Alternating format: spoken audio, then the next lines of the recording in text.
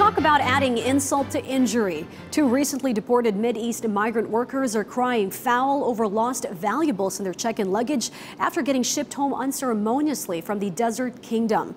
PTV correspondent Mark Vitalco brings to light an alleged scam perpetrated by airport and airline employees whose main victims are overseas workers from the Middle East in this report.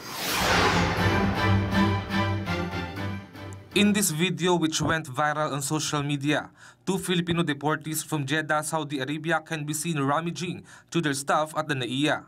One of them, Andrew Montes, claims that he lost his mobile phone, necklace, and money which were packed in their check-in baggage. They arrived aboard a Saudi Airline flight on November 17. Deported na nga po kami, wala na po kami natira sa pinaghirapan namin.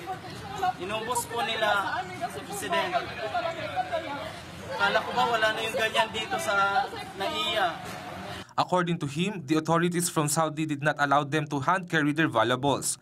But the Manila International Airport Authority asserted that based on the CCTV footage, they didn't see any irregularities when they arrived at the NAIA.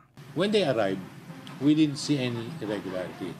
So, I'm quite sure hindi nangyari dito kung ninakawan siya. General Manager Edmond Real further said that footage taken from body cameras of the airline's ramp agents didn't show any mishandling of baggage that would prove the said allegation. Still, he assured that there would be a thorough investigation on the matter. Ang issue ngayon is, from the time it was confiscated, yung mga gamit niya, binagay sa bagahe, from then on, sino nagdala sa airport ng mga bagahe, sino nag-check-in sa airline. Kasi for some reason, I think, hindi na pinapayagan mag-check-in ang mga pasero sa airline. So may loophole tayo ron. Pag hindi dineclare sa airline, walang accountability ang airline. There were also previous reports from Filipino deportees claiming that they lost their belongings from the luggage which were checked in by Saudi authorities.